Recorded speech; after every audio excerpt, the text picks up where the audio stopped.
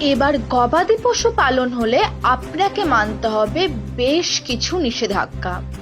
ঠিক এমনই বার্তা সবার কাছে পৌঁছে দিতে ময়ূরেশ্বর থানার পক্ষ থেকে বিভিন্ন বাজারে বাজারে বিশেষ প্রচার অভিযান চালানো হলো আজ সকাল থেকে।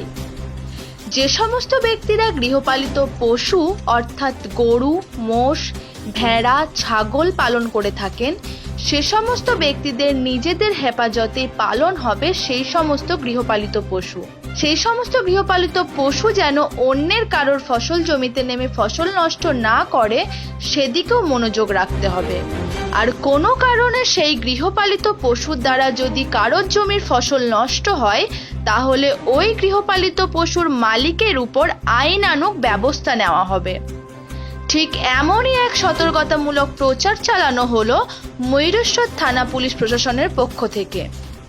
এবার ফসল জমির উপর দিয়ে গরু মহিষ পার করলেই হতে পারে বিপদ, তাই হয়ে যান সাবধান। আপনারা আপনাদের গবাদি পশু অর্থাৎ গরু, ছাগল, মহিষ, ভেড়া ইত্যাদিকে নিজের হেফাজতে সঠিকভাবে পালন করুন।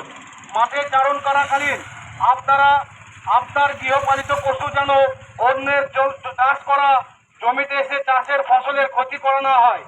গৃহপালিত পশু দ্বারা চাষের ক্ষতি হলে গৃহপালিত পশুর মালিকের বিরুদ্ধে আইনানুগ ব্যবস্থা গ্রহণ করা হইবে।